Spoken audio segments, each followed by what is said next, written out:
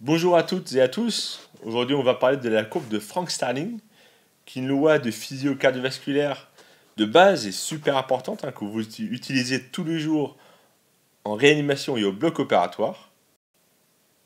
Alors, avant de passer sur les notions de physio et des équations mathématiques, les trucs un peu plus compliqués, un peu plus chiants, on va faire une petite aparté sur l'histoire et sur la culture, toujours important de briller en société, d'avoir l'air intelligent. Donc, Frank Starling, c'est pas une seule et même personne, ce sont deux personnes différentes, bien distinctes. D'un côté, vous avez Otto Frank qui était allemand, et de l'autre côté, vous avez Ernest Starling qui était anglais. Donc, c'était deux professeurs de physiologie renommés qui ont découvert le même mécanisme physiologique en même temps, à peu près à la même époque. C'est pour ça qu'on rapporte la découverte de cette loi à ces deux personnes en même temps pour ne pas en privilégier un vis-à-vis de l'autre, même si Otto Frank est nommé avant Ernest Starling. Cette loi de Frank Starling, elle renvoie à la notion de précharge. Alors qu'est-ce que c'est la précharge? La précharge, c'est l'ensemble des facteurs qui contribuent à créer la contrainte ou le stress qui s'exerce sur la paroi ventriculaire en fin de diastole. Alors cette précharge, elle peut être approchée par une loi mathématique qui s'appelle la loi de Laplace. Et cette loi de Laplace, elle assimile la précharge à une tension, ça s'appelle la tension pariétale, qui s'exerce sur les parois ventriculaires à la fin de la diastole. Donc la précharge, on va l'appeler T, et cette précharge, elle est égale, elle est proportionnelle, à la pression télédiastolique, c'est-à-dire à la pression qui règne dans le ventricule à la fin de la diastole, multipliée par le rayon du ventricule, donc ici, et divisée par 2 fois H, H qui correspond à l'épaisseur, ici, de la paroi du ventricule. Alors ainsi, on peut dire que la précharge, qui s'appelle T, est fonction de la pression télédiastolique et du volume télédiastolique du ventricule. C'est pourquoi Otto Frank et Ernest Starling, dans leurs études physiologiques sur la grenouille par exemple, ont remarqué que plus les fibres myocardiques sont étirées, mieux elles se contractent. Ça, c'est parce que l'étirement des fibres myocardiques optimise l'alignement des ponts actine-myosine et donc favorise une meilleure contractilité. Donc logiquement, si on augmente le volume télédiastolique du ventricule, par exemple en effectuant une expansion volumique, on va étirer ces fibres myocardiques et donc on va favoriser la contractilité. On peut donc tracer une courbe qui représente le volume d'éjection systolique en fonction de la précharge. Cette courbe s'appelle la courbe de Frank Starling. Alors cette courbe, chez le sujet sain, elle ressemble à ça.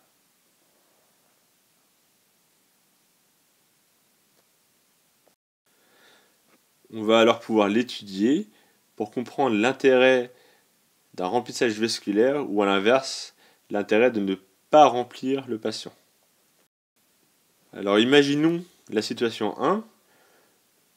Votre patient se situe sur le point A, d'accord? Vous décidez de réaliser une expansion volumique. Vous allez donc augmenter la précharge.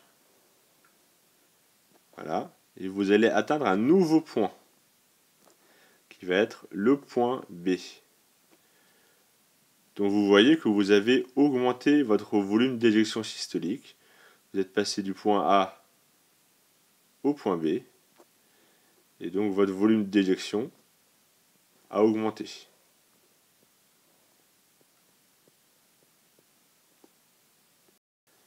Vous prenez ensuite un autre patient qui se situe sur un autre point de la courbe, le point C, et lui aussi vous décidez de le remplir. Donc vous allez augmenter également sa précharge.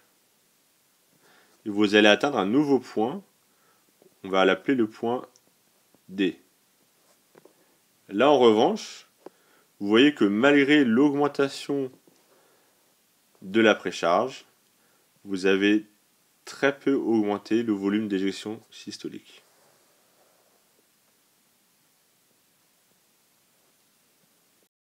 C'est pourquoi on peut séparer cette courbe en deux.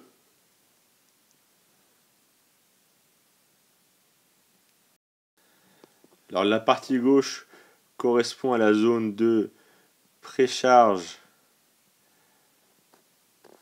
dépendance. Vous voyez que la courbe est ascendante, hein. C'est-à-dire qu'une faible augmentation de la précharge va résulter en une grande augmentation du volume d'éjection systolique. En revanche, l'autre partie de la courbe, la partie droite, c'est la zone de précharge indépendance.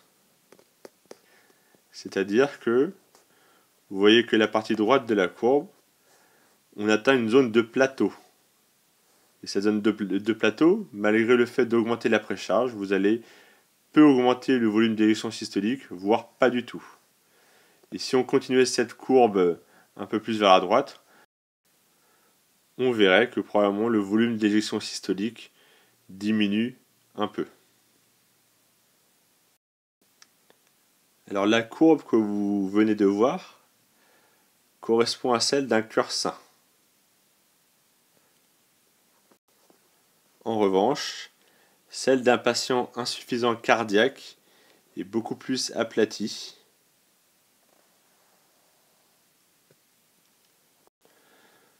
Vous pouvez donc voir que la zone de précharge indépendance est beaucoup plus grande chez un patient insuffisant cardiaque que chez un patient qui a un cœur sain. C'est pour ça qu'on dit qu'un cœur sain est surtout précharge dépendant, parce qu'il a cette courbe-là, donc il va répondre très bien au remplissage, alors qu'un cœur d'un patient insuffisant cardiaque est peu précharge dépendant, parce que la zone de plateau est très importante. Par contre, il est très post-charge dépendant. Si vous augmentez la post-charge, le cœur qui est déjà fatigué, entre guillemets, il va devoir lutter encore plus. Et donc, cette post-charge va majorer la dysfonction ventriculaire.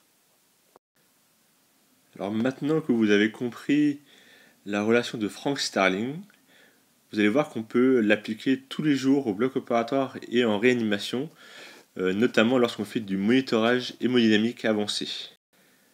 C'est le cas du système PICO qui va nous permettre de monitorer par exemple, entre autres, le VTDI, le volume télédiastolique indexé, l'index cardiaque et la variation du volume d'éjection systolique. De l'autre côté, vous avez le Doppler œsophagien que vous allez surtout utiliser au bloc opératoire et pour monitorer le volume d'éjection systolique et surtout la variation du volume d'éjection systolique. Alors imaginons que vous êtes au bloc opératoire, que vous utilisez le Doppler œsophagien que vous avez inséré chez votre patient, donc qui vous donne ces paramètres-là à la base. Donc vous voyez que le volume d'éjection systolique à la base est de 60 ml. Vous décidez donc de réaliser une expansion volumique pour optimiser le débit cardiaque de votre patient. Vous allez donc passer 250 ml de cristalloïdes et vous allez observer l'effet sur votre volume d'éjection systolique. Donc vous voyez donc que votre volume d'éjection systolique a augmenté, il est passé de 60 à 90 ml.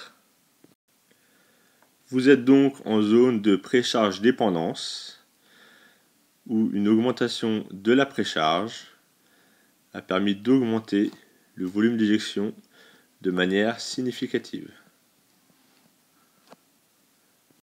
Alors finalement, vous décidez de tenter le coup une deuxième fois, de re-remplir de 250 ml de cristalloïdes.